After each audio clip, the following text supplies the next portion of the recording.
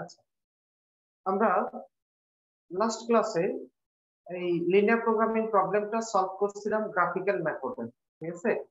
এখন আজকে রিকোয়ারমেন্টটা হচ্ছে যে এই যে লিনিয়ার প্রোগ্রামিং প্রবলেমের যে ফরমেশনটা আমরা করছিলাম, এখন যদি বলে যে solve the problem by simplex method, এটাকে সিমপ্লেক্স মেথডে সলভ করতে বললাম, তাহলে কিভাবে সলভ করবে একটু খেয়াল করো। সিমপ্লেক্স মেথডে যদি সলভ করতে বলে তোমরা প্রয়োজনে রিকোয়ারমেন্টটা লিখতে পারো। ওখানে তো তিনটা রিকোয়ারমেন্টের পরে আজকে ধরো 4 নাম্বার রিকোয়ারমেন্ট, যে solve the problem by simplex method.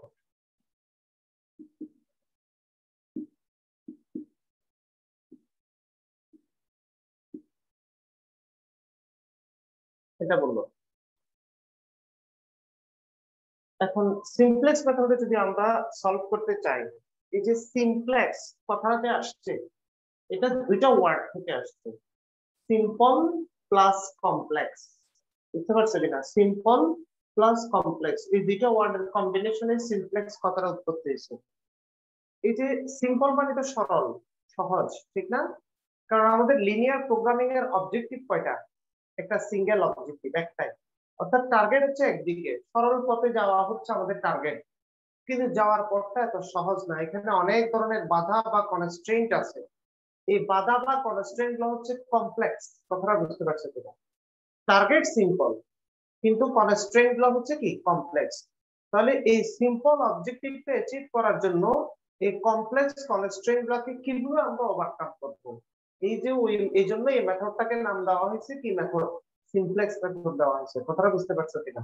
আচ্ছা, এখন আসো তো। ডিটেইজিং নামে একজন সায়েন্টিস্ট আছে। এই ডিটেইজিং 1939 সাল থেকে 1945 সাল পর্যন্ত যে সেকেন্ড ওয়ার্ল্ড ওয়ার হয়েছিল, দ্বিতীয় বিশ্বযুদ্ধ হয়েছিল, ঠিক ওই সময় উনি এই মেথডটা মূলত কি করেন? অ্যাপ্লাই করেন। কথাটা বুঝতে পারছো? তখন কিন্তু একটা দুর্ভিক্ষ, খাদ্য সংকট দেখা দিচ্ছিল। আর এই খাদ্য সংকটকে কিভাবে মোকাবেলা করা যায়, এই যে চারিদিকে যে হিরোশিমা নাগাসাকি থেকে শুরু করে বিভিন্ন অঞ্চল যে বিধ্বস্ত অবস্থায় ছিল এবং মানুষ যে না খেয়ে মরতেছে এই অবস্থায় ছিল, তখন ওই অবস্থায় এই বিজ্ঞানী যে কিভাবে অল্প ইনভেস্টমেন্টে অথবা অল্প খাবারকে কিভাবে সবার মধ্যে বন্টন করে দেওয়া যায়, ওই চিন্তা ভাবনা থেকেই মূলত সিমপ্লেক্স মেথডের উৎপত্তি। কথাটা বুঝে গেছে কিনা?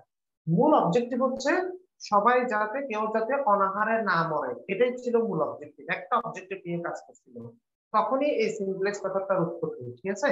আচ্ছা, এখন দেখো এই যে এই সিমপ্লেক্স মেথডে এখানে তোমার ফার্স্ট কি জিনিসটা খেয়াল রাখতে হবে, প্রথমে দেখতে হবে এটা কোন কেস। বলো, আমি এবার কিছু রাফের কথা লিখি, এখানে কিছু রাফ কাজ করতেছি, এটা অঙ্ক না, কিছু মানে কি থিম কনসেপ্ট তোমাদেরকে লিখতেছি। প্রথমে দেখবা এটা কি ম্যাক্সিমাইজেশন কেস নাকি মিনিমাইজেশন কেস, এটা দেখবা। যদি ম্যাক্সিমাইজেশন কেস হয় তাহলে তখন তোমার কনস্ট্রেইন্ট গুলো খেয়াল করবা, ওই কনস্ট্রেইন্ট গুলোর কোনো প্রবলেম আছে কিনা। বলো, আমি যদি তোমাদেরকে জিজ্ঞেস করি যে আমার ম্যাক্সিমাম 10টা কলম দরকার, তখন কি বলবা? ম্যাক্সিমাম 10 মানে হচ্ছে 10 বা 10-এর চেয়ে কম। মানে ম্যাক্সিমাম ভ্যালু দিয়ে কি বোঝায়? ম্যাক্সিমাম 5, ম্যাক্সিমাম 10, এগুলো দিয়ে বোঝায় লেস দেন অর ইকুয়াল। কথাটা বুঝে এসেছে কিনা দেখো। এই যে তোমরা বলছিলে ম্যাক্সিমাম 15, ম্যাক্সিমাম 10, এই কথাটা বলছো না? আচ্ছা, তার মানে ম্যাক্সিমাইজেশন কেসের ক্ষেত্রে তোমার কনস্ট্রেন্টটা অবশ্যই লেস দেন অর ইকুয়াল থাকতে হবে। আর যদি কেসটা যদি মিনিমাইজেশন কেস হয়, তাহলে সেই ক্ষেত্রে তোমার কনস্ট্রেন্টটা অবশ্যই কি থাকতে হবে? Greater than or equal. কারণ তুমি যদি বলো যে আমার মিনিমাম 10টা কলম দরকার, তাহলে তো কমপক্ষে 10 মানে তো 10 বা 10-এর চেয়ে বেশিও লাগতে পারে। কথাটা বুঝে গেছে কিনা? আচ্ছা, তাহলে প্রথমেই দেখবা কনস্ট্যান্ট গুলো এই ফরম্যাটে আছে কিনা। আছে না? আছে, কোনো কনস্ট্যান্টে পাতা নাই, সবগুলাই লেস দেন অর ইকুয়াল আছে। বাট ধরো তুমি এখানে ক্যালকুলেশন করতে গিয়ে এখানে কিছু আছে লেস দেন অর ইকুয়াল, কিছু আছে গ্রেটার দেন অর ইকুয়াল। অর্থাৎ এরকম আর কি, আমি একটু বুঝাই তোমাদেরকে। ধরো প্রথম যেটা আছে সেটা ধরো এরকম আছে যে 2x1 plus 3x2 greater than or equal 14। ধরো এটা গ্রেটার দেন আছে লেস দেন এর পরিবর্তে, তখন তুমি কি করবা? এটাকে লেস দেনে কনভার্ট করতে হবে না? তো আমরা তো স্কুলে পড়ে আসছিলাম আমাকে বলো যে 5 বড় নাকি 7 বড়? আমরা জানি 7 বড়, ঠিক না? তাহলে এখন যদি বোথ সাইডে যদি আমরা মাইনাস দিয়ে মাল্টিপ্লাই করি, বলো -5 বড় নাকি -7 বড়? অবশ্যই -5টা গ্রেটার, থাকছে -7 এর চেয়ে। তো আমরা যদি এরকম ইনইকুয়ালিটি অর্থাৎ অসমতা, ইনইকুয়ালিটির সাইনটা যদি আমরা চেঞ্জ করতে চাই, তাহলে বোথ সাইডে মাইনাস দিয়ে মাল্টিপ্লাই করতে হবে। অর্থাৎ আমরা যদি এরকম কাজ করি যে 2x1 3x2 less than or equal -48 হয়ে যাবে। ক্লিয়ার এখন সবাই? অর্থাৎ যদি কোনো এরকম উল্টাপাল্টা সাইন থাকে, এক একটা এক এক ধরনের থাকে, ওকে থ্যাংক ইউ, তাহলে সেই ক্ষেত্রে আমরা কি করব, যে বোথ সাইডে মাইনাস সাইন দিয়ে মাল্টিপ্লাই করে এটাকে রিপ্লেস করব। এটা হচ্ছে প্রথম জিনিস। ওকে, এরপর দ্বিতীয় যে জিনিসটা খেয়াল করবা সেটা হচ্ছে, দেখো এবার ম্যাথমেটিক্যাল প্রবলেমটা সলভ করার জন্য আমাকে বলো, ইনইকুয়ালিটি কি ডাইরেক্ট সমাধান? ইনইকুয়ালিটি হচ্ছে অনেক ধরনের সমাধান, ঠিক না? এটার এক্সাক্ট কোনো সলিউশন নাই ইনইকুয়ালিটি। এক্সাক্ট সলিউশন আছে শুধুমাত্র ইকুয়েশনে। ইকুয়েশন থাকলে সেটাকে ক্যালকুলেশন করে বরাবর সলিউশন পাওয়া যায়, x1 এর ভ্যালু কত, x2 এর ভ্যালু কত, ঠিক না? কিন্তু ইনইকুয়ালিটি যদি থাকে তাহলে সেই ক্ষেত্রে তুমি কখনো এক্সাক্ট সলিউশন পাবা না। এই জন্য তোমার কাজ হচ্ছে সিম্পলেক্স মেথডে আগে কনস্ট্রেইন, যে ইনইকুয়ালিটি কনস্ট্রেইন গুলো আছে সেগুলোকে তুমি ইকুয়েশনে কনভার্ট করতে হবে, তোমার প্রথম কাজ। ঠিক আছে? এই যে এখানে যদি ওই ওই ওটা যদি ঠিক থাকে, কোনটা কনস্ট্রেইন গুলো যদি ঠিক থাকে, তাহলে তোমার এই কনস্ট্রেইন গুলোকে কিসে কনভার্ট করতে হবে, এই যে ইকুয়েশনে কনভার্ট করতে হবে। কনস্ট্যান্ট গুলাকে ইকুয়েশনে কনভার্ট করতে হবে। যদি ইকুয়েশনে কনভার্ট করতে হয় তখন তোমাকে দেখতে হবে কিভাবে আমরা ইকুয়েশনে নিতে পারি। একটু খেয়াল করো তো, এই যে ফার্স্ট কনস্ট্রেন্টটা আছে, ফার্স্ট কনস্ট্রেন্টে কত লেখা আছে, যে এখানে লেখা আছে 2x1 3x2। এই টোটাল ভ্যালুটা 48 এর ইকুয়ালও হইতে পারে অথবা 48 এর চেয়ে কমও হইতে পারে। তার মানে আমরা কি বুঝছি, এই টোটাল কথাটাকে, এই যে লেস দেন অর ইকুয়াল 48 যেটা আছে, এটাকে যদি আমরা ইকুয়ালে কনভার্ট করতে চাই, ইকুয়াল টু 48 করতে চাই, এই টোটাল ভ্যালুটা কত হইতে পারে, 48 হইতে পারে, পারে না? অথবা 48 এর চেয়ে কমও তো হইতে পারে। সাপোজ আমি বললাম যে টোটাল ভ্যালুটা 45, তাহলে বলে এখানে কত যোগ করলে 48 এর ইকুয়াল হবে, 3 যোগ করলে, ঠিক না? যদি এটার টোটাল ভ্যালুটা 45 হয়, আচ্ছা, আর যদি এটা টোটাল ভ্যালুটা 40 হয় তাহলে কত যোগ করতে হবে, 8 যোগ করতে হবে 48 এর ইকুয়াল করার জন্য। ঠিক আছে? ওকে, আর এটা টোটাল ভ্যালুটা যদি 48 হয় তাহলে কত যোগ করতে হবে, 0 যোগ করলে 48 এর ইকুয়াল হবে, ঠিক না? তার মানে আমরা বুঝতে পারছি এই যে টোটাল ভ্যালুটা এটা কত আমরা তো আর জানি না, কিন্তু এই টোটাল ভ্যালুটা 48 এর ইকুয়াল বা তার চেয়ে কম কোন একটা ভ্যালু। তাহলে যাই হোক না কেন, যেই ভ্যালু হোক না কেন, তার সাথে নির্দিষ্ট কোনো ভ্যালু যোগ করলেই তো ওই ভ্যালুটা পাওয়া যাবে, 48 পাওয়া যাবে, ঠিক না? তবে কত যোগ করতে হবে, এটাকে ফিক্সড নাকি চেঞ্জেবল আমাকে বলো। এই ভ্যালুটার সাথে কত যোগ করতে হবে, এটাকে ফিক্সড ভ্যালু নাকি চেঞ্জেবল ভ্যালু যোগ করতে হবে? Changeable, very good. তাহলে চেঞ্জেবল ভ্যালু মানে কি কনস্ট্যান্ট না, ফিক্সড না? কিন্তু 3ও যোগ করতে হইতে পারে, 8ও যোগ করতে হইতে পারে, 0ও যোগ করতে হইতে পারে, চেঞ্জেবল না? আচ্ছা, তাহলে এটা কি কনস্ট্যান্ট নাকি ভেরিয়েবল আমাকে বলো, এটা কি কনস্ট্যান্ট নাকি ভেরিয়েবল? Variable, very good. তার মানে আমরা বুঝতে পারছি যে এই যে 2x1 3x2, এই যে 2x1 3x2 এই ভ্যালুটার সাথে কোন একটা ভেরিয়েবল যোগ করলেই, কোন একটা ভেরিয়েবল যোগ করলেই 48 এর ইকুয়াল হবে। আর যেই ভেরিয়েবলটা যোগ করা হয় এটা কোন ভেরিয়েবল, যে ভ্যালুটা কম আছে, মানে 48 এর চেয়ে কম আছে, ওই ভ্যালুটাই যোগ করতে হবে। ওই ভ্যালুটাকে বলা হয় স্ল্যাক ভ্যালু, অর্থাৎ ওই ভেরিয়েবলটার নাম হচ্ছে স্ল্যাক ভেরিয়েবল। এই যে স্ল্যাক ভেরিয়েবল, অর্থাৎ আমাদেরকে যদি এই কনস্ট্যান্ট গুলাকে যদি less than or equal constant গুলাকে যদি ইকুয়েশনে কনভার্ট করতে হয়, তাহলে বলো আমাদেরকে এখানে কি নিতে হবে, এখানে আমাদেরকে স্ল্যাক ভেরিয়েবল নিতে হবে। কথাটা বুঝতে পারছো কিনা? স্ল্যাক ভেরিয়েবল ইন্ট্রোডিউস করে আমাদেরকে এই যে ইকুয়েশনে কনভার্ট করতে হবে। ক্লিয়ার? ওকে,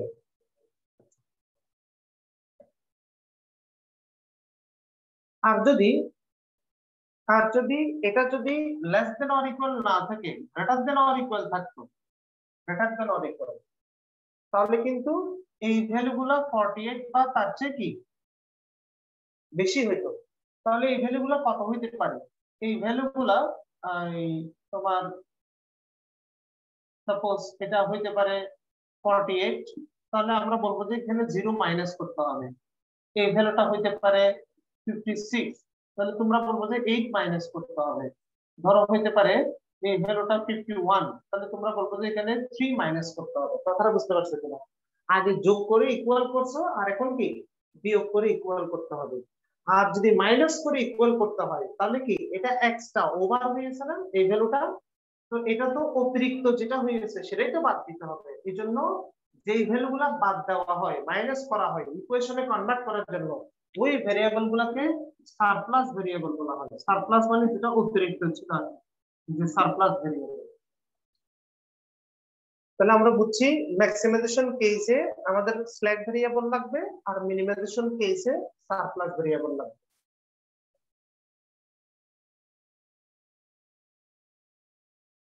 ঠিক আছে, এখন দেখো এই যে যে স্ল্যাক ভেরিয়েবল সারপ্লাস ভেরিয়েবল যেগুলো তুমি যোগ বা বিয়োগ করছো, বলো ওই ভ্যালুগুলো কত থেকে স্টার্ট হতে পারে? যে ভ্যালুগুলো যোগ করা হয় বা বিয়োগ করা হয় ওই ভ্যালুগুলো কত থেকে স্টার্ট হয়? 0 থেকে। ভেরি গুড, বুঝছো? 0 থেকে তার চেয়ে বড় হতে পারে, ঠিক না? হ্যাঁ, 4 0 বা তার চেয়ে বড় হতে পারে। তার মানে আমরা বুঝতে পারবো এখানে যে স্ল্যাক ভেরিয়েবল গুলো নিবে, অবশ্যই এই স্ল্যাক ভেরিয়েবল বা সারপ্লাস ভেরিয়েবলের ভ্যালুগুলো গ্রেটার দেন অর ইকুয়াল 0 হতে পারে। ক্লিয়ার? এখন এই ভ্যালুগুলো গ্রেটার দেন অর ইকুয়াল 0 হতে পারে। ওকে, এটাই আমার বোঝানো ছিল। তাহলে যেহেতু তোমরা বুঝে গেছো, তোমরা নোট ডাউন করে নিতে পারো। নোট ডাউন করা হলে আমাকে একটু জানাবা। এটা হচ্ছে রাফ এর নোট ডাউন, এটা রাফ করবা।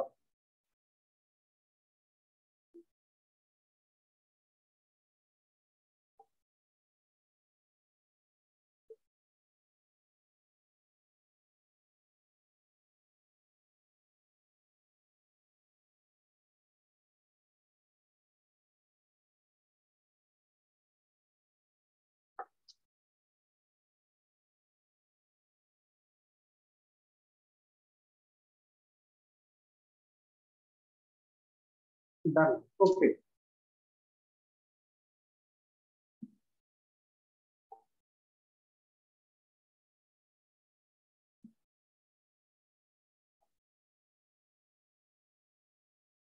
সবার হয়েছে কমপ্লিটেড?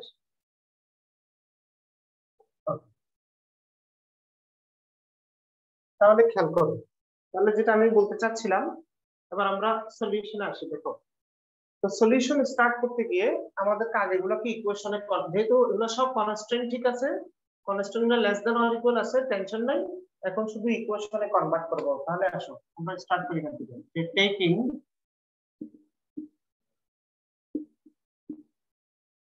slack variables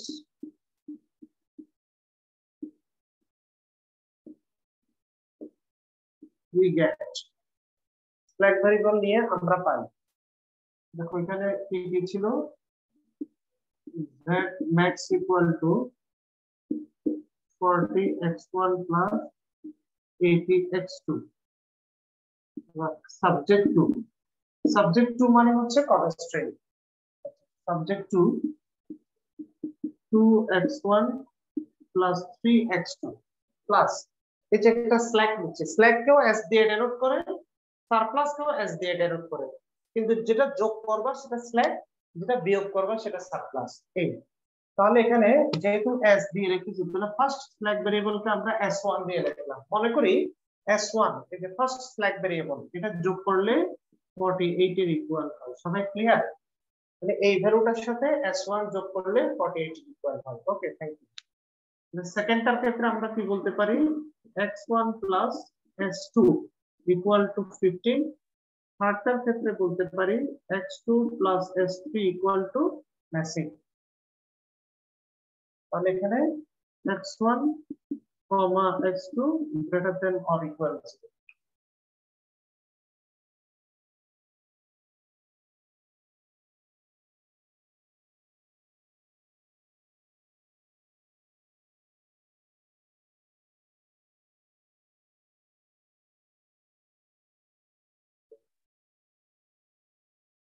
সবাই ক্লিয়ার এতটুকু?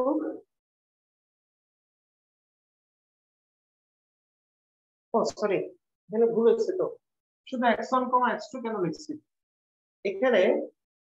এই যে ভেরিয়েবল তো এখন 5টা হয়ে গেছে, x1 x2 s1 s2 s3, এই সব ভ্যালু গুলাই গ্রেটার দেন অর ইকুয়াল 0, সবগুলাই স্ল্যাক সহ সবগুলাই গ্রেটার দেন অর ইকুয়াল 0। আচ্ছা, এবার এখানে একটা কথা আছে, এই যে অবজেক্টিভ ফাংশন, এই যে অবজেক্টিভ, এই অবজেক্টিভে ডিসিশন ভেরিয়েবল কয়টা ছিল বলতো? এই অবজেক্টিভ ফাংশনে ডিসিশন ভেরিয়েবল কয়টা ছিল?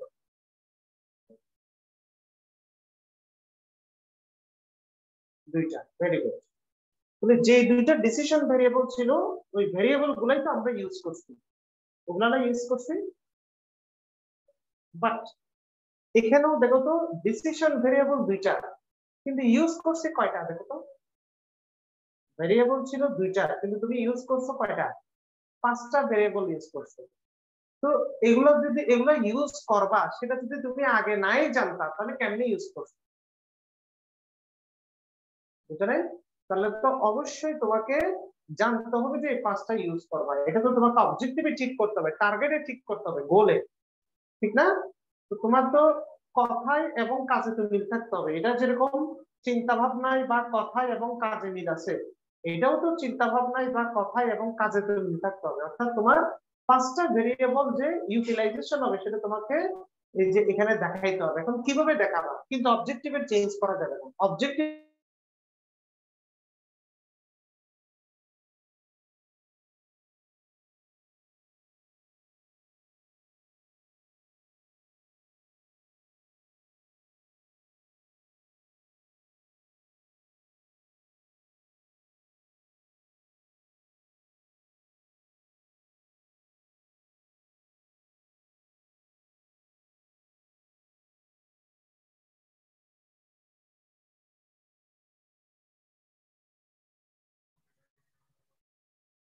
আচ্ছা, তো যেটাকে আমরা সবসময় বলি যে লাঠিও ভাঙলো না, সাপও মারা গেল, ঠিক না? ওরকম কথা আর কি, ঠিক আছে?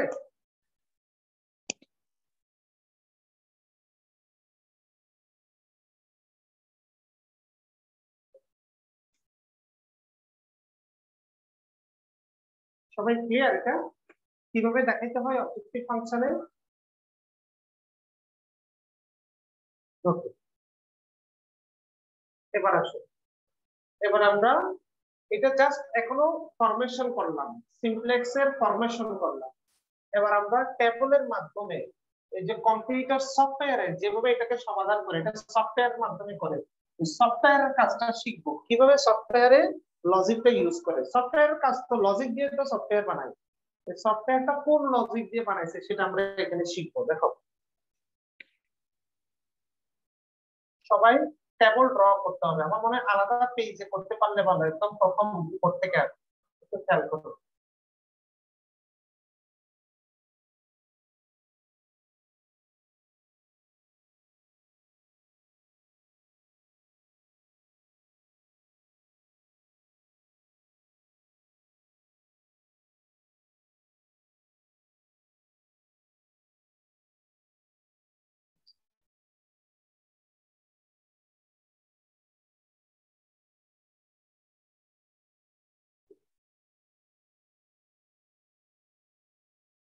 আমি মিনিং গুলো একটু পরে লিখবো, আগে টেবলটা ড্র করে ফেলি।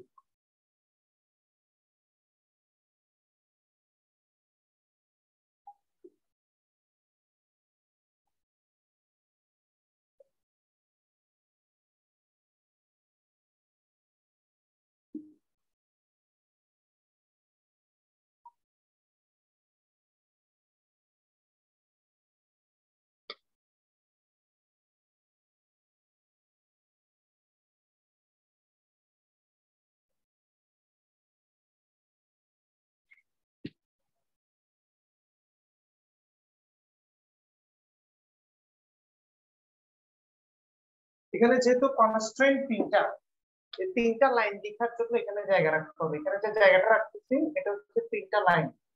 তিনটা কনস্ট্যান্ট ইনপুট দেওয়ার জন্য।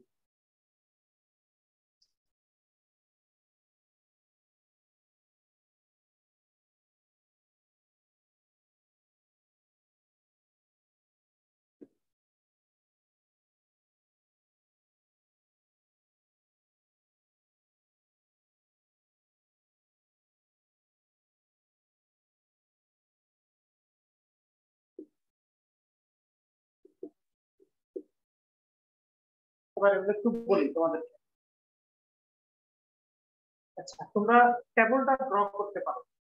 টেবলটা ড্র করবা, উপরে লিখছি সি জে, ক্যাপিটাল সি দিয়ে নিচে এই ছোট হাতের জে আর কি, সি জে।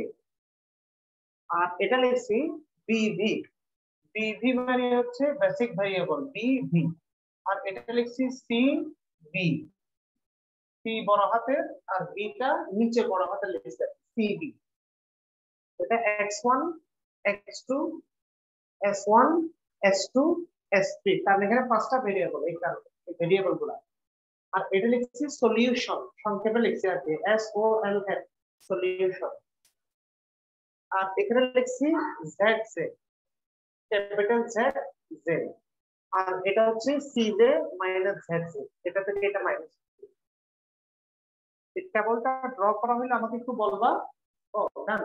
আচ্ছা, আর এদিকেও একটু জায়গা রাখবা সামান্য, এদিকে অন্তত আরেকটা ঘর করার মতো জায়গা রাখবা, একদম লাস্ট পর্যন্ত জায়গা না, ঘর করার মতো একটা জায়গা রাখবা। ওকে।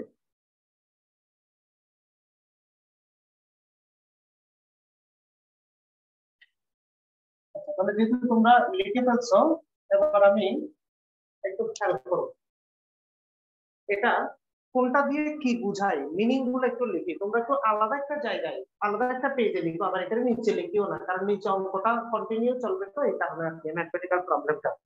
অন্য কোনো পেজের মধ্যে এটা একটু মানে মিনিং গুলা লিখে রাখো। প্রথমে আসো, এই যে আমি যে সিবি কথাটা লিখলাম, সিবি দিয়ে আসলে কি বোঝায়? সিবি দিয়ে বোঝায় যে কো সরি সিজে, শুরুতে সিজে দিয়ে বোঝায় যে কোএফিশিয়েন্ট অফ অবজেক্টিভ ফাংশন।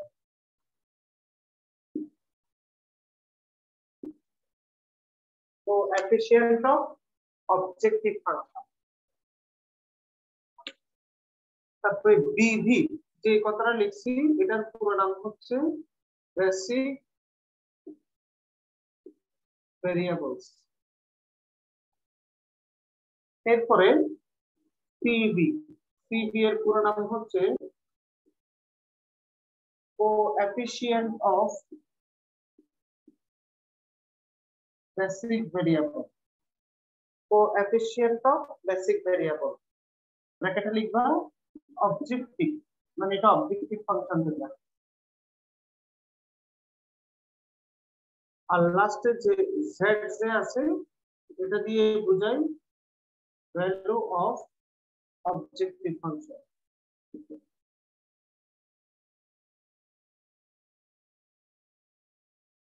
এই মিনিং গুলো লেখা হলে আমাকে একটু জানাবা। কোএফিশিয়েন্ট অফ অবজেক্টিভ ফাংশন মানে সিজে, বিভি মানে হচ্ছে বেসিক ভেরিয়েবলস, পিভি মানে হচ্ছে কোএফিশিয়েন্ট অফ বেসিক ভেরিয়েবলস, আর জেড মানে হচ্ছে value of objective function. Done. Okay, thank you. আচ্ছা, তাহলে এখন আমাকে বলো। আচ্ছা, তাহলে এবার ইনপুট দিচ্ছি, দেখো প্রথম ইয়ার ডেটাতে আমরা সব ইনপুট গুলো দিচ্ছি।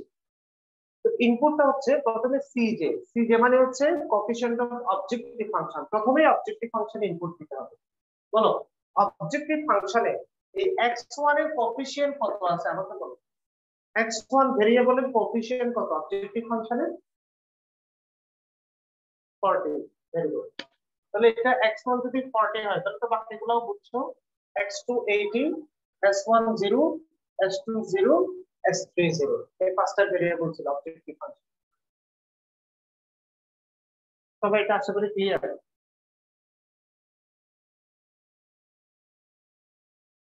ওকে। অবজেক্টিভ ফাংশনের পরে কি আছে? কনস্ট্রেইন্ট আছে না? কয়টা কনস্ট্রেইন্ট? তিনটা।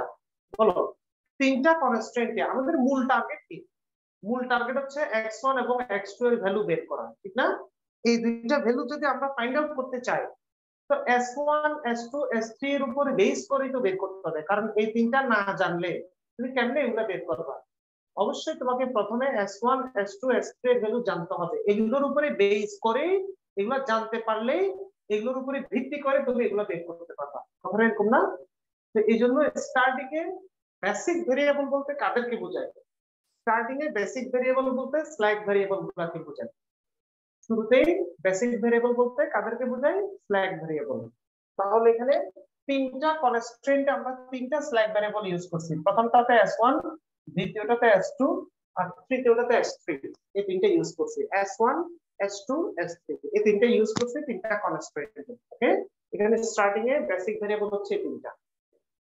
এরপর আছে কোএফিশিয়েন্ট অফ বেসিক ভেরিয়েবল। এই যে কোএফিশিয়েন্ট অফ বেসিক ভেরিয়েবল, এই যে বেসিক ভেরিয়েবলের কোএফিশিয়েন্ট, কোএফিশিয়েন্টটা কোত্থেকে লিখবা? এটা কনস্ট্রেন্ট থেকে না, এটা লিখতে হবে কোত্থেকে? এই যে আমি ব্র্যাকেট লিখে দিচ্ছি, কোত্থেকে? অবজেক্টিভ ফাংশন থেকে। বলো, অবজেক্টিভ ফাংশনে s1 s2 s3 এর কোএফিশিয়েন্ট কত ছিল? হ্যাঁ, ভেরি গুড, 0 0 0। হ্যাঁ, ভেরি গুড, এই তিনটা ছিল। ঠিক আছে, এবার আসো first constraint, second constraint, third constraint.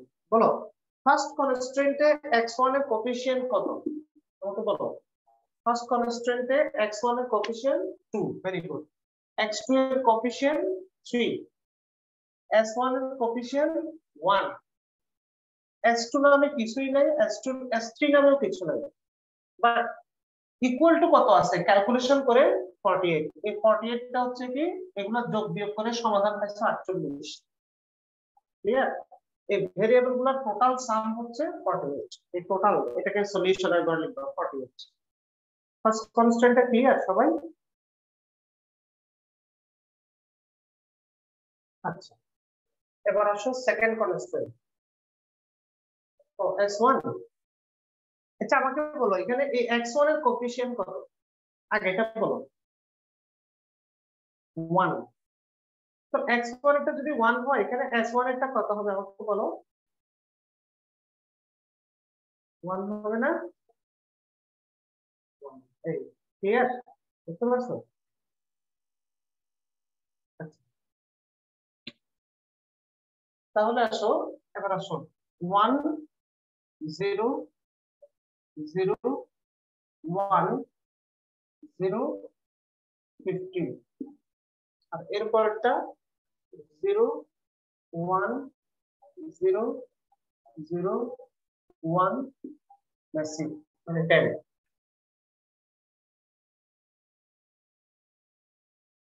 কোথায় 2? এটা কোফিশিয়েন্ট, কোফিশিয়েন্ট কোফিশিয়েন্ট মানে সহগ।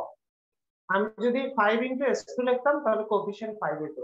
এটা তো মনে মনে 1 ইনটু s2, এখনো বুঝা নাই?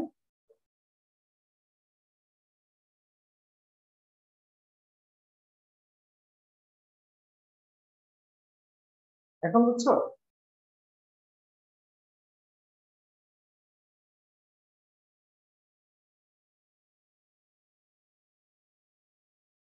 হ্যাঁ, ওকে, আচ্ছা, তাহলে সবাই এগুলা ইনপুট দিছে, এটা তো বুঝতে পারছো। এবার আসো লাস্টে যেটা বের করবা, জেড জে। জেড জে মানে কি বোঝায়? Value of objective function. এই অবজেক্টিভ ফাংশনের ভ্যালুটা কেমনে বের করবা সেটা হচ্ছে, এই যে কোএফিশিয়েন্ট অফ বেসিক ভেরিয়েবল যে সিবি ছিল, এই যে সিবি, এটা কোএফিশিয়েন্ট অফ বেসিক ভেরিয়েবল ছিল।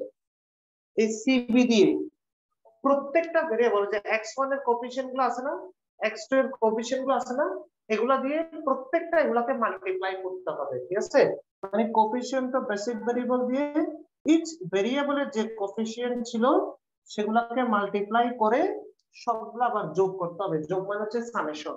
আমি মনে রাখার জন্য এখানে লিখে দিছি আর কি। কোএফিশিয়েন্ট অফ বেসিক ভেরিয়েবল দিয়ে প্রত্যেকটা ভেরিয়েবলের কোএফিসিয়েন্টকে মাল্টিপ্লাই করে তারপরে যোগ করতে হবে। মানে তোমার কি 0 ইনটু 2, 0 ইনটু 1, 0 ইনটু 0 যা পাওয়া যায় সেগুলো সব আবার যোগ করতে হবে। ক্লিয়ার? 0 ইনটু 2 0, 0 ইনটু 1 0, 0 ইনটু 0 0, সব যোগ করলো 0। এখন ক্লিয়ার? হ্যাঁ clear। আচ্ছা, তার মানে এখানে সবগুলাই তো 0 হবে, কারণ স্টার্টিং এ যেহেতু এখানে বেসিক ভেরিয়েবলের কোএফিসিয়েন্ট গুলো 0, তাহলে সবগুলাই 0 হবে। আমি বলছি ইচ ভেরিয়েবল বলছি, আমি সলিউশন বলি না, কিন্তু আবার দেখিও সলিউশন হচ্ছে সমাধান, সেটা না। প্রত্যেকটা ভেরিয়েবল ভেরিয়েবল হচ্ছে x1 x2 x3 s1 s2 s3 এগুলো আছে। ঠিক আছে, মনে থাকবে z যেটা কিভাবে বের করে? ওকে, এবার আসো cj মাইনাস zj। ওকে, এবার এই কোএফিসিয়েন্ট অফ অবজেক্টিভ ফাংশন থেকে ভ্যালু অফ অবজেক্টিভ ফাংশনটা মাইনাস করো। বলো মাইনাস করলে কত হয়? প্রথমটা 40, তারপরটা 18, তারপরটা 0, তারপরটা 0, তারপরটা 0। বলো এটা ইনপুট দিতে আর কারো কোনো ঝামেলা আছে কিনা? যে কোনো অবজেক্টিভ ফাংশন।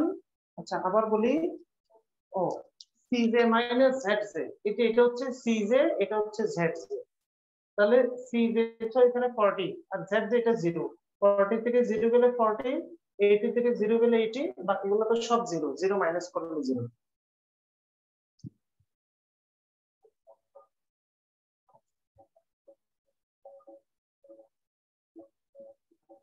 তাহলে এখন আসো আমরা এটা বুঝে গেলাম। ফার্স্ট টেবলটা নিয়ে আর কারো কোনো ডাউট আছে?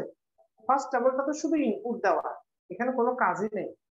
জেড যে যেটা বের করতে একটা ইজি কাজ ছিল, কারণ সব 0 দিয়ে মাল্টিপ্লাই, তো যার কারণে কোনো ঝামেলাই নেই। আচ্ছা, এবার দেখো এই টেবলে তোমার সলিউশন কমপ্লিট হয়েছে কিনা, এই টেবলটাতে সলিউশন কমপ্লিট হয়েছে কিনা সেটা ডিপেন্ড করবে এই cj মাইনাস zz এর ভ্যালুর উপরে। এবার এখানে একটা কন্ডিশন আছে, দেখো cj মাইনাস zz এর ভ্যালুগুলোর উপরেই তোমার এই কন্ডিশনটা ডিপেন্ড করবে। একটু খেয়াল করো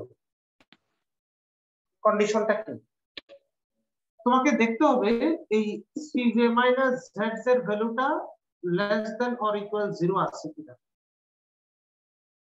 ঠিক আছে, যদি এখানে যদি লেস দেন অর ইকুয়াল 0 না থেকে কোনো পজিটিভ ভ্যালু থেকে থাকে, তাহলে বুঝতে হবে যে সলিউশন কমপ্লিট হয় নাই। বলো আমাকে, বলো cj মাইনাস zz এ কোনো পজিটিভ ভ্যালু আছে কি?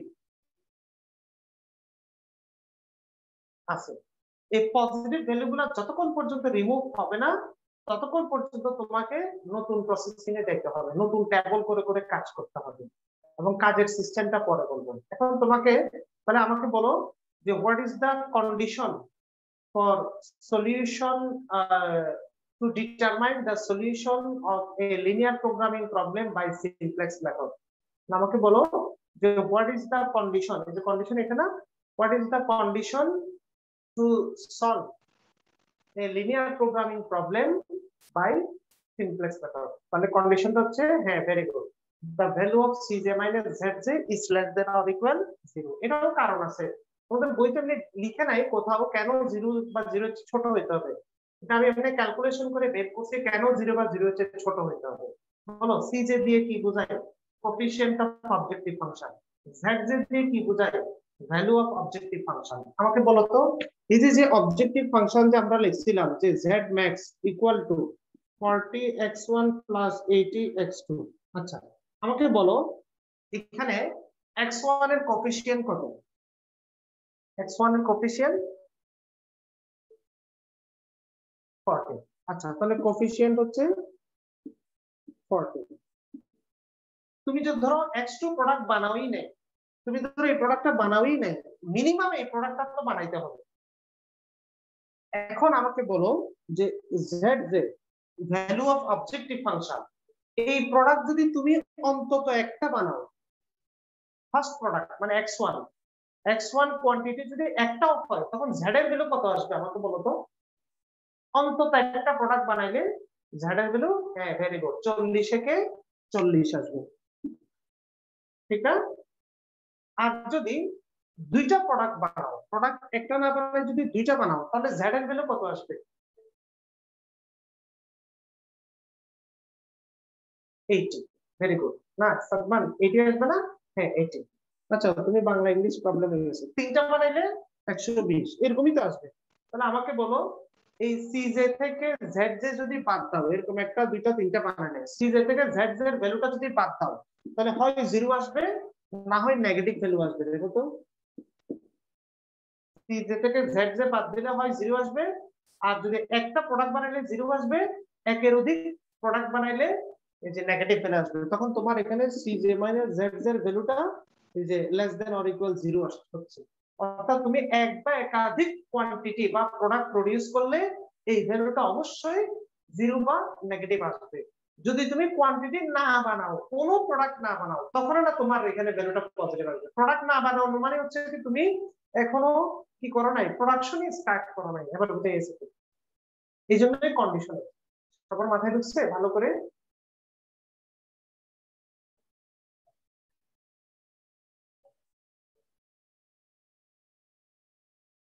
ওকে, তোমাদের বইতে এই মিনিং গুলাও লেখা নাই তো, আমি মিনিং গুলা লিখে দিছি যে আসলে এগুলো দিয়ে কি বোঝাচ্ছে আর কি, এই কারণে। আচ্ছা, তাহলে আমরা বুঝে গেলাম কেন এটা less than or equal zero হইতে হবে। তাহলে এখান থেকে একটা প্রশ্ন শিখলাম, তোমাকে যদি জিজ্ঞেস করা হয় যে what is the necessary and sufficient condition to solve a linear programming problem by simplex method, তুমি বলবো যে কি the condition is cj minus zj is less than or equal 0, ঠিক আছে? The value of cj minus zj must be non positive। মুখে বলতে গেলে এরকম না, the value of cj minus zj must be non positive। Non positive মানে positive হবে না। তো যেহেতু এখানে পজিটিভ ভ্যালু আসছে, তাহলে তো এখানে আমাদের সলিউশন হয় নাই। তো যেহেতু সলিউশন কমপ্লিট হয় নাই, এখন এই সলিউশনটা কমপ্লিট করার জন্য তাহলে আমাদের কি কি কাজ আছে এখানে মধ্যে একটু ভালো করে খেয়াল করো। এবার কাজগুলো আমরা স্টেপ বাই স্টেপ লিখি, এই যে কাজের ধারাগুলো, ওয়ার্কিং প্রসেস। এটা হচ্ছে নিউ ট্যাবলের জন্য, মানে নতুন ট্যাবলে যাওয়ার জন্য, এই যে নিউ ট্যাবল, নতুন ট্যাবলে যাওয়ার জন্য তোমার ওয়ার্কিং প্রসেসটা বলো।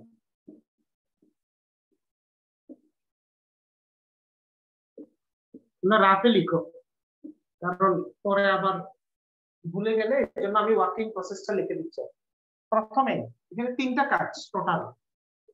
প্রথম কাজ হচ্ছে you have to find out a pivotal element, or এটাকে বলা হয় কি এলিমেন্ট, কি চাবি। You have to find out a pivotal element, pivotal, pivotal, pivotal element or key element, এটা প্রথমে বের করতে হবে। আর এটা বের করবা কিভাবে? এটা বের করা হয় দুইটা জিনিস থেকে, একটা হচ্ছে পাইভোটাল কলাম জানতে হবে, আর আরেকটা হচ্ছে পাইভোটাল রো, এটা বের করতে হবে। পাইভোটাল কলাম প্রথমে বের করবা, তারপরে পাইভোটাল রো বের করবা। কেমনে আমি দেখাই দিব সব, আমি একটু লিখে ফেললে হলো। তবে পাইভোটাল রো বের করতে হবে কোত্থেকে? রেশিও থেকে। রেশিও, রেশিও মানে হচ্ছে অনুপাত। যে রেশিও কিভাবে বের করবা? এই যে সলিউশন যেটা ছিল, যে সলিউশন সংক্ষেপে লিখতেছি, solution divided by pivotal column. এই যে পিসি যে লিখছি, এটা পার্সোনাল কম্পিউটারও না, এটা হচ্ছে পাইভোটাল কলাম লিখছি, বা পার্মানেন্ট ক্যাম্পাসে লিখি নাই, এটা লিখছি কি পাইভোটাল কলাম, ঠিক আছে? আচ্ছা, তবে এটা মিনিমাম রেশিও থেকে বের করতে হবে। রেশিও নিচে একটু মিনিমাম লিখে রাখো, তাহলে মনে থাকবে। এটা হচ্ছে এক নাম্বার কাজ। দুই নাম্বার কাজ হচ্ছে ভেরিয়েবল রিপ্লেস, ভেরিয়েবল রিপ্লেস করতে হবে। হ্যাঁ, পাইভোটাল মানে সেন্ট্রাল আর কি, হ্যাঁ, মানে কেন্দ্রীয় ভ্যালুটা, যেটা কি মেইন, একটা টিমের মধ্যে একজন মেইন প্লেয়ার থাকে না, ওই যে মেইন প্লেয়ারকে বের করা আর কি। আচ্ছা দেখো, ভেরিয়েবল রিপ্লেস, তবে রিপ্লেসটা করার জন্য by the help of pivotal element, ওই যে পাইভটাল এলিমেন্টের হেল্প নিয়ে কাজ করতে হবে, কি এলিমেন্টের হেল্প নিয়ে, ঠিক আছে। তারপরে 3 নাম্বার কাজ হচ্ছে এই যে কি এলিমেন্ট যেটা ছিল, অর্থাৎ পাইভটাল এলিমেন্ট যেটা ছিল, you have to convert the pivotal element to 1। তোমাকে পাইভটাল এলিমেন্টে কে 1 এ কনভার্ট করতে হবে। আর আদার যে এলিমেন্টস গুলো আছে, আদার এলিমেন্টস অফ পাইভটাল কলাম, পাইভটাল কলামের অন্য যে এলিমেন্ট গুলো আছে সেগুলোকে 0 তে কনভার্ট করতে হবে, সেগুলোকে কনভার্ট করতে হবে কিসে, 0 তে। তবে যাই কাজ করো না কেন, by the help of pivotal element, ওই যে পাইভটাল এলিমেন্টের হেল্প নিয়ে কাজ করতে হবে সবগুলো। এটা হচ্ছে ওয়ার্কিং প্রসেস। এই 3টা কাজ, কি এলিমেন্ট অর পাইভটাল এলিমেন্ট বের করা, ভেরিয়েবল রিপ্লেস, আর আরেকটা হচ্ছে এই কনভার্সন।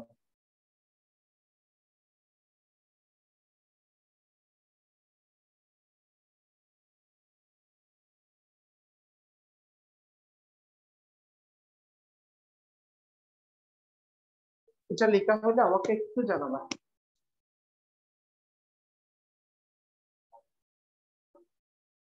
হ্যাঁ, ওকে। তাহলে যেহেতু লেখা হয়ে গেছে, আসো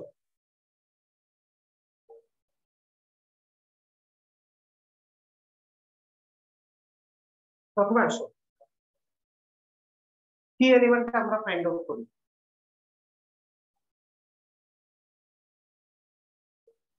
কি এলিমেন্টটা যদি ফাইন্ড আউট করতে হয়, প্রথমেই তোমাকে পাইভটাল কলাম ফাইন্ড আউট করতে হবে। দেখো, পাইভটাল কলাম বলো, এখানে প্রবলেম কাদেরকে নিয়ে, এই পজিটিভ ভ্যালু গুলাকে নিয়ে।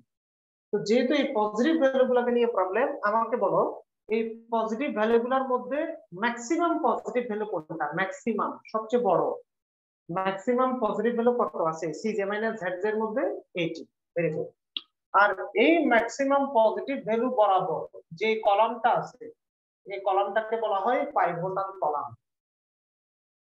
এটার নাম হচ্ছে কি কলাম, পাইভটাল কলাম। এই যে আমাদের তো কনস্ট্রেন্ট এই তিনটা কনস্ট্রেন্টকে তো আমাদেরকে সলভ করতে হবে, ঠিক না?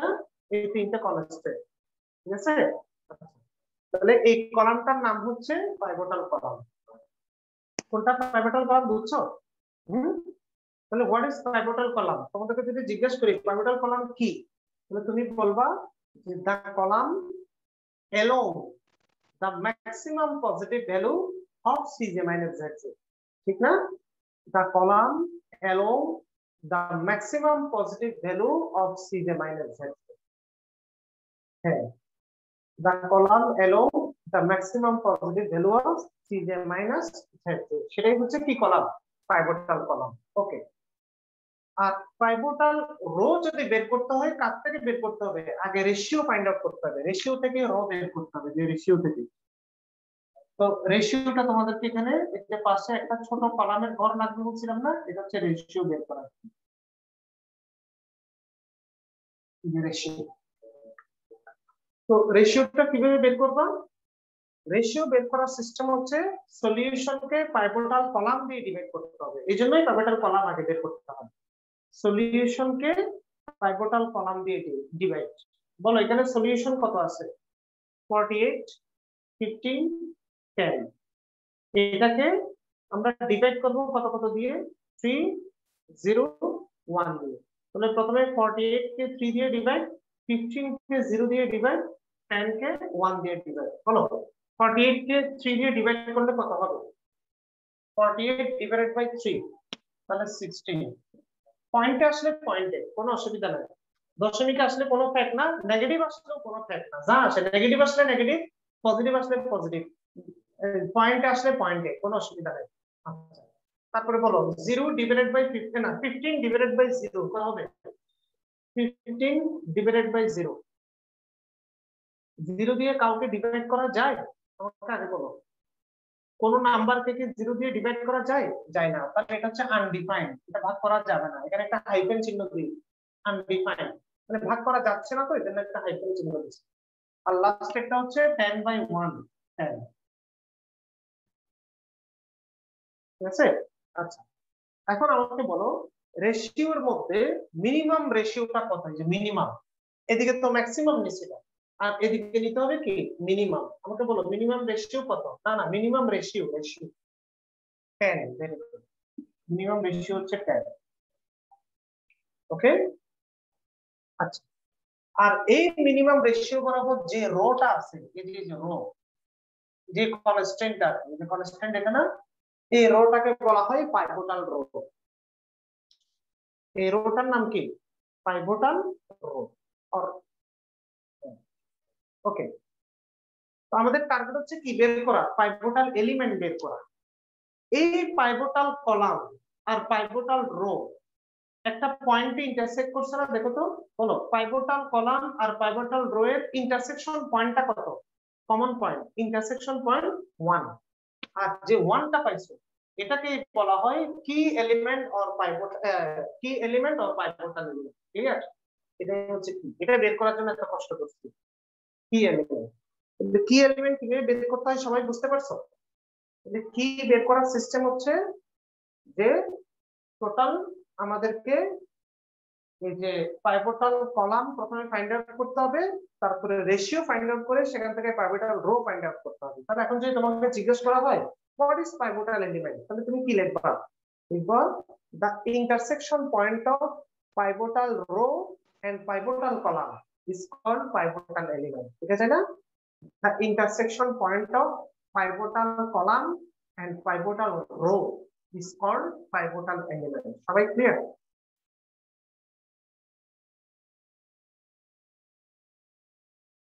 আচ্ছা, তাহলে আমাদের 1 নাম্বার প্রসেসিং শেষ। এবার 2 নাম্বারে যাব। 2 নাম্বারে যাওয়ার জন্য এবার নতুন ট্যাবলে যেতে হবে। পুরাতন ট্যাবল থেকে তো কি বাইর করছি? চাবি। চাবিটা যেহেতু পাইয়েছি, এবার এটা তালা খুলতে তো সমস্যা নাই দ্বিতীয় ট্যাবলের। এবার দ্বিতীয় ট্যাবলটা স্টার্ট করব। শুনো, দ্বিতীয় ট্যাবলটা আর প্রথম থেকে শুরু করার দরকার নাই, এগুলো তো একই জিনিস। তো এগুলো যেহেতু একই জিনিস, এগুলো তো বারবার লিখে লাভ নাই প্রথম 2টা লাইন। এই জন্য আমরা এই কনস্ট্রেইন থেকে লিখবো, অর্থাৎ এই 3টা লাইন লেখার জন্য, তারপরে জেড জে আর c J minus Z j এগুলো লেখার জন্য যে এখানে 3টা লাইনের কাজ করব। 3টা লাইন, তারপরটা হচ্ছে জেড জে,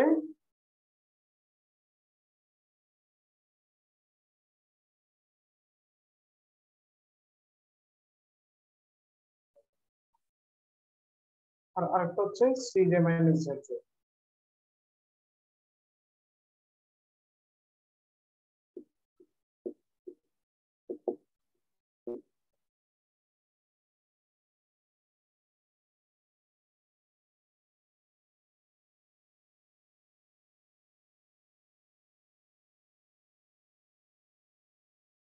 আচ্ছা, ট্যাবল ড্র করছো?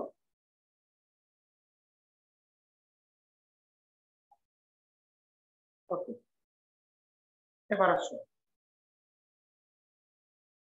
প্রথমে কি ভেরিয়েবল কি রিপ্লেস করবা, কোন ভেরিয়েবলটা রিপ্লেস হবে দেখো, আস্তে আস্তে খেয়াল করো। তবে কি এর সাহায্যে? কি ছিল 1, বলো। কি বরাবর বেসিক ভেরিয়েবলটার নাম কি? কি বরাবর যেটা বেসিক ভেরিয়েবল ছিল সেটার নাম কি? s3, ঠিক না? ওকে, আর কি বরাবর মূল ভেরিয়েবলটা কত ছিল? আমাদের যে অবজেক্টিভ ভেরিয়েবল এটা কত ছিল? কি বরাবর objective variable x2। Very good. এই x2 টা রিপ্লেস হবে s3 তে। x2 টা s3 তে আসবে, কারণ এই যে কি এর বরাবর, কি এর বরাবর এই যে রো কলামে দেখবা যে কোন কোন ভেরিয়েবল আছে, তাহলে এখানে আমাদের s3 যেটা আছে ওই s3 এর রিপ্লেসমেন্টে বসবে x2। বলো x2 যদি বসে তখন কি কোফিশিয়েন্ট 0 হবে? আমাকে বলো তখন কি আর কোফিশিয়েন্ট 0 হবে x2? কিন্তু x2 এর অবজেক্টিভ কোফিশিয়েন্ট হচ্ছে কত হবে? অবজেক্টিভ কোফিশিয়েন্ট হচ্ছে 18, কারণ এগুলো তো আমরা অবজেক্টিভ কোফিশিয়েন্ট বসাচ্ছি। হ্যাঁ, ভেরি গুড। তাহলে এবার বাকিগুলো লিখো, s1 s2 0 0। Variable replace clear সবাই?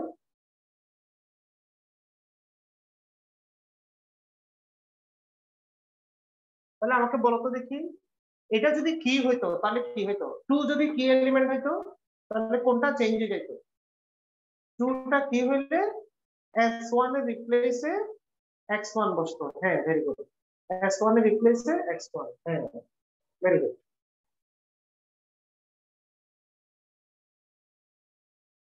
আচ্ছা তাহলে এবার আসো, তাহলে 2 নম্বর কাজ শেষ, এবার 3 নম্বরটাতে আসি। 3 নম্বরটা হচ্ছে পাইভোটাল এলিমেন্টকে 1 এ কনভার্ট করতে হবে। তবে 1 এ কনভার্ট করতে হবে কার সাহায্যে, কি এর সাহায্যে, পাইভোটাল এলিমেন্টের সাহায্যে। বলো পাইভোটাল এলিমেন্টটা কত আছে?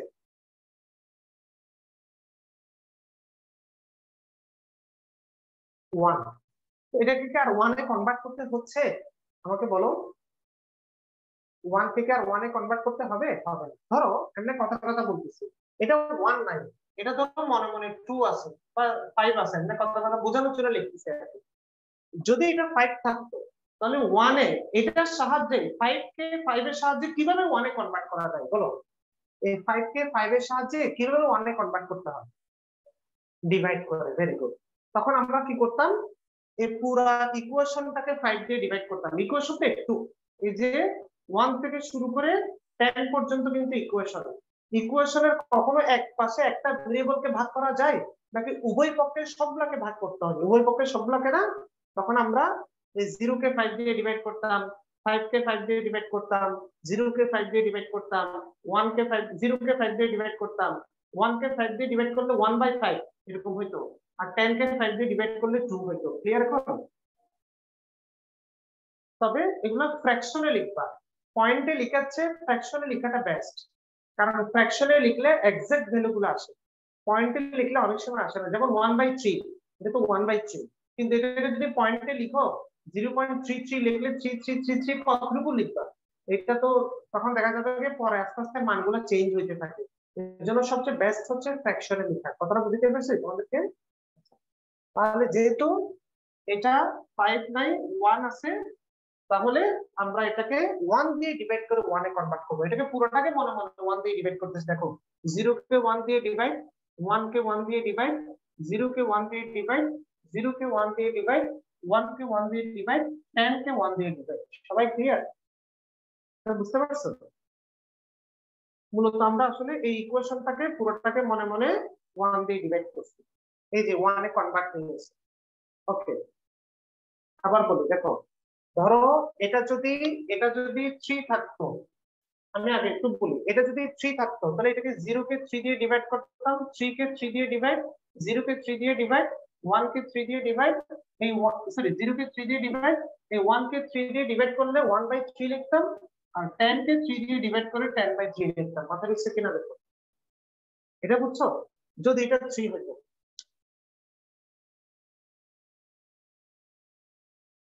আচ্ছা, তাহলে যেহেতু এটা 1, এই জন্য আমরা এটাকে 1 দিয়ে ডিভাইড করব। ওকে, তো এটাকে 1 এ কনভার্ট করার কাজ শেষ। এবার আসো, আদার এলিমেন্টস অফ পাইভোটাল কলামকে 0 তে কনভার্ট করতে হবে। বলো পাইভোটাল কলামের আদার এলিমেন্টস কত কত আছে? 3 আর 0 না? 3 এবং 0, ঠিক আছে? তো এই 3 আর 0 কে দুটোটাকেই 0 বানাইতে হবে। বলো এটা 0 বানানো আছে না? শুধু 0 বানানোই 3, এই 0টা কিন্তু 0 আছে, এটা কিন্তু 3টাকে 0 তে কনভার্ট করতে হবে। কথাটা বুঝাইতে পারছি তোমাদেরকে? এটাকে 1 এ কনভার্ট করতে হবে, বাকি দুইটাকে 0 তে কনভার্ট করতে হবে। কেন তোমাদেরকে একটু বলি, দেখো আসলে কনভার্সনটা এরকম হয় কেন। এখানে তো মনে মনে s3 এর জায়গায় x2 আসছে না, একটু বলতেছি তোমাদেরকে, s3 এর জায়গায় x2 আসছে, s3 এর জায়গায় যে x2 আসছে, এই মনে মনে তাহলে s3 কে এখানে চলে আসছে না? আর এই s3 এর কোএফিসিয়েন্ট গুলো ছিল 0 0 1, এই জন্যই এটাকে 1 বানাইতে হবে, উপরে গুলাকে 0 বানাইতে হবে। কথাটা বুঝছে কিনা? এটাকে 1 এ কেন কনভার্ট করতে হয় আর এই দুটোকে কেন 0 তে কনভার্ট করতে হয়, আসলে সিস্টেম হচ্ছে এটা। কিন্তু আলটিমেটলি আবার বলি, আমরা যখন এখানে রিপ্লেস করছিলাম এই জায়গায় s3 আনছি, x2 s3 তে নিয়ে আসছি, তাহলে মনে মনে s3 টা x2 এর জায়গায় চলে গেছে না? S3 টা মনে মনে H2 এর জায়গায় গেছে, আর H2 এর জায়গায় যাওয়া মানে এখানে S3 আসা মানে S3 মানে হচ্ছে 001 হওয়া। ক্লিয়ার? এই কারণে এই জন্য আমি ডিরেক্টলি এই কথাটা লিখছি, পাইভোটাল এলিমেন্টকে 1 এ বানাবো, আদার এলিমেন্টস অফ পাইভোটাল কলামকে 0 তে বানাবো। এখন কেন লিখছি বুঝছো তো? এটা লেখার মূল কারণ হচ্ছে এটা, তোমাদের যে পাইভোটাল এলিমেন্ট আছে সেটাকে 1 এ কনভার্ট করবা, আর পাইভোটাল কলামের আদার্স যে এলিমেন্ট গুলো আছে সেগুলোকে 0 তে কনভার্ট করবা, এই কারণেই লিখছি।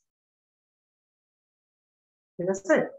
তবে যাই কাজ করবা by the help of pivotal element, pivotal element দিয়ে একটু খেয়াল করো কিভাবে আমরা কাজটা করতেছি। আচ্ছা, আমি এই নিচেটা মুছে দিচ্ছি, যে এটা তো তোমরা লিখে রাখছো কিভাবে বের করতে হবে। আমি রাফটা এখানে লিখবো, তো এই কারণে তোমরা আলাদা পেজে লিখতে পারো অথবা পাশে রাফটা লিখতে পারো। আমার এখানে জায়গা নাই তো এগুলো আমি মুছতেছি না, এই কারণে আর কি। দেখো আমি কিভাবে এই যে এই কি এর সাহায্যে বল, এখন কিটা কত হয়ে গেছে, কি এলিমেন্টটা কত হয়ে গেছে, আগে যাই থাকুক এখন তো 1 হয়ে গেছে। হ্যাঁ, এখন 1 হয়ে গেছে। এবার আমাকে বলো, জাস্ট বোঝানোর জন্য আমি গোলমার্ক করছি, তোমরা করার দরকার নাই। আচ্ছা, এখন আমাকে বলো উপরের ইকুয়েশন যেটা ছিল এটাকে যে 0 বানাবো, আমি লিখতেছি একটু সংক্ষেপে, 2 3 1 0 0 48, ফার্স্ট ইকুয়েশন ছিল এটা। ঠিক আছে? আর তোমাদের কি ছিল কত, মানে কি এর কাজগুলো ছিল 0 1 0 0 0 10, এই যে এই লাইনটা লিখলাম, এই যে এখন যেটা 1 বানাই ফেলছো, এই যে লাইনটা লিখলাম। এবার আমাকে বলো এই 3 কে যদি 0 তে কনভার্ট করতে হয় এই 1 এর সাহায্যে, অন্য কিছু সাহায্যে হলো না, এই 1 এর সাহায্যে, তাহলে কি করবো আমাকে বলো। এই 3 কে 0 বানাইতে হলে 1 এর সাহায্যে, তাহলে আমরা নিচের ইকুয়েশনটাকে 3 দিয়ে গুণ করে একটা থেকে একটা বিয়োগ করবো, বুঝলে? নিচের ইকুয়েশনটাকে 3 দিয়ে গুণ করে একটা থেকে একটা মাইনাস করবো, এটা বুঝছো?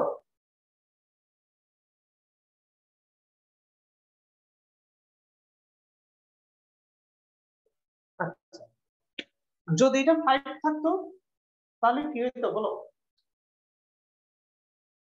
হ্যাঁ, যদি এটা 5 থাকতো তাহলে নিচের ইকুয়েশনকে কত দিয়ে গুণ করতাম? 5 দিয়ে গুণ করতাম। হ্যাঁ, ধরো এটা যদি হাফ থাকতো, হাফ, একটু বোঝানোর জন্য তোমাদেরকে বলতেছি, কারণ আছে, এটা যদি হাফ হইতো, আবার দেখিও এটাকে 2 দিয়ে গুণ করে দিও না, নিচের ইকুয়েশনটাকে হাফ দিয়ে গুণ করে এটা থেকে এটা বিয়োগ করতাম, কথাটা বুঝছো কিনা?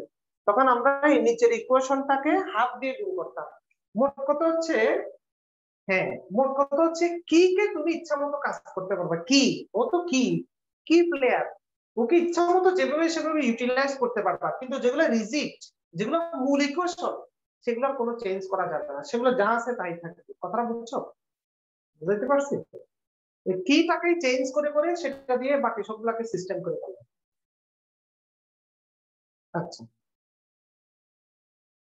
এখানে কি হচ্ছে মূল অ্যাসিস্ট, ঠিক আছে?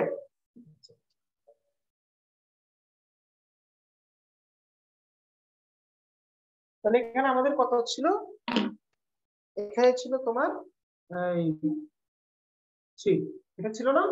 বলো, তাহলে এই ইকুয়েশনটাকে 3 দিয়ে মাল্টিপ্লাই করলে কত হবে, যে যে এখানে নিচের ইকুয়েশন আছে এটাকে 3 দিয়ে যদি মাল্টিপ্লাই করো, এটা হবে 0, এটা হবে 3, এটা হবে 0, এটা 0, এটা 0, এটা 30। বলো এই নিচেরটাকে 3 দিয়ে গুণ করছি, এটা বুঝছো কিনা দেখো, নিচের ইকুয়েশনটাকে 3 দিয়ে গুণ করে এখানে বসাইছি,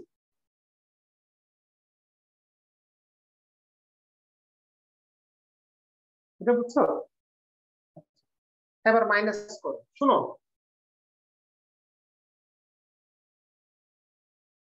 নিচের ইকুয়েশনটা S3, এটা S3 টা এখন রিপ্লেস হয়ে X2 হয়ে গেছে তো, না না S3 না, X2 এখন X2 এর ইকুয়েশন হয়ে গেছে।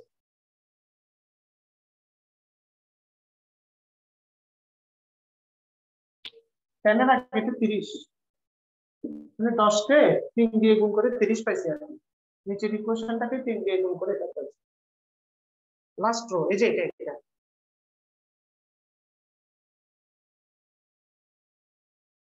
এই যে রোটা লিখছি আমরা, কারণ এটা যাই থাকুক এটাকে 1 বানাই ফেলছি, এটা 5 থাকলেও 1 বানাই ফেলছি। S3 এর লাস্টে এটা এটা বলতেছো?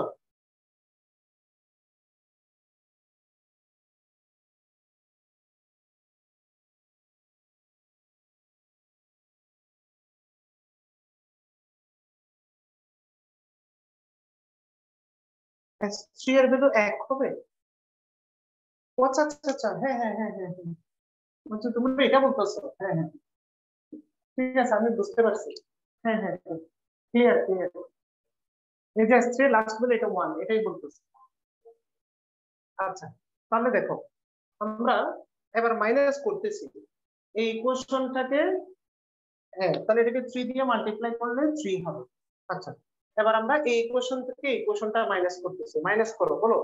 2 থেকে 0 চলে গেলে 0, 3 থেকে 3 চলে গেলে 0, 1 minus 0 1, 0 minus 0 0, 0 minus 3 minus 3, 48 minus 30 18।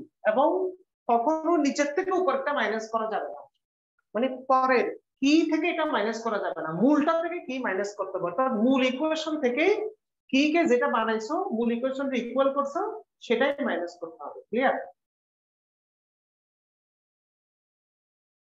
আচ্ছা, হ্যাঁ আচ্ছা, এবার আসো। 2 0 1 0 মাইনাস 3 18। এবার আসো, এটাকে কি আর জিরো বানাইতে হবে নাকি বানানো আছে? অলরেডি বানানো আছে। তাহলে যেহেতু এটা অলরেডি জিরোতে আছে, এটা কনভার্ট করার কোনো দরকার নাই। এই জন্য এই ইকুয়েশনটা যা আছে তাই থেকে যাবে। 1 0 0 1 0 15। সবাই ক্লিয়ার কিনা দেখো, এটা জিরো অলরেডি কনভার্ট করা আছে। যদি এটা জিরো না থাকে, এটা যদি 5 7 থাকতো, তাহলে আমরা এই ইকুয়েশনটাকে, এই যে যেটা কি ছিল এটাকে 7 এ কনভার্ট করে 7 দিয়ে গুণ করে তখন আমরা এই ইকুয়েশন থেকে ইকুয়েশনটা বাদ দিতাম।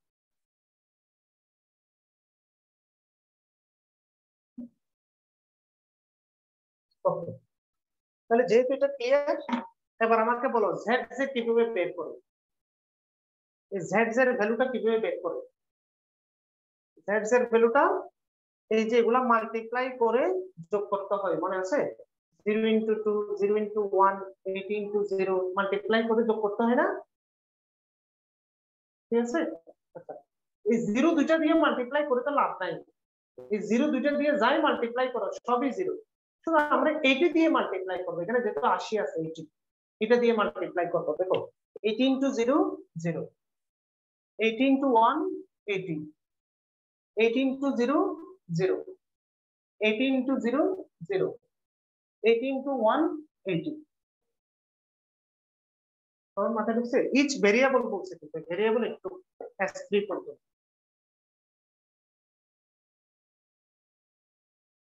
আচ্ছা, তাহলে এবার বের করো সিজে মাইনাস জেড জে কত হবে, বের করো। সিজে তো অবজেক্টিভ তো এটাই, সিজে থেকে এই এখন জেড যেটা বাদ দেবে। সিজে সবার উপরে আছে, দেখো সিজে থেকে জেড জে বাদ দেবে। বলো এই সিজে থেকে জেড জে বাদ দিলে কত হবে? সিজে ছিল 40, জেড জে হচ্ছে 0।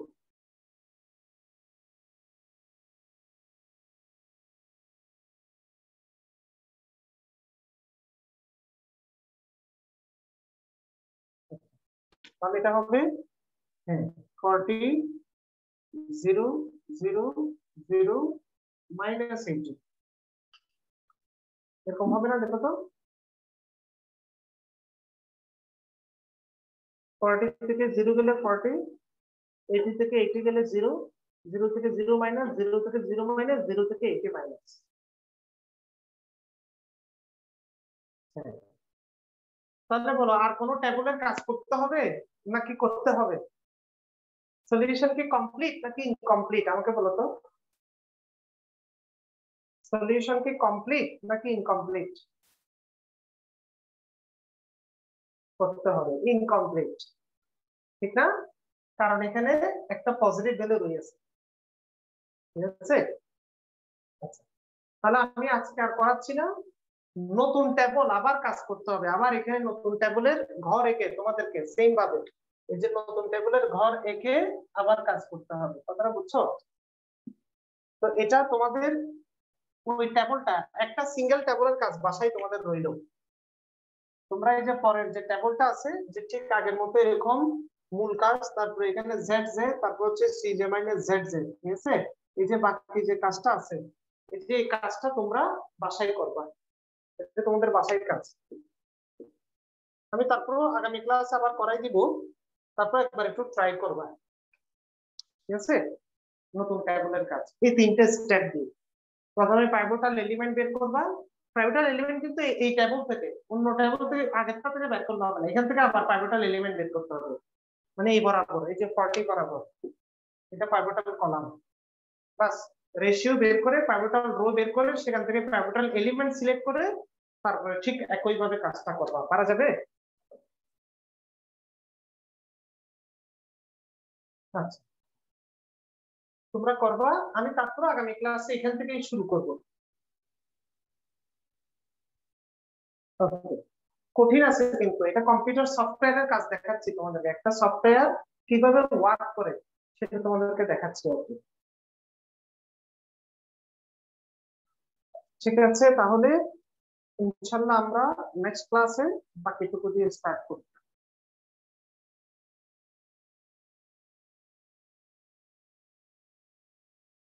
হ্যাঁ, অনেক বড় ম্যাথ, জটিল ম্যাথ এগুলা।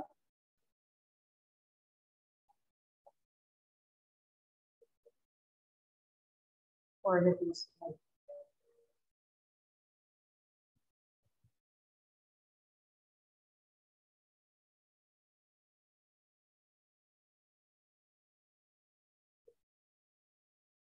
আল্লাহ হাফেজ তাহলে।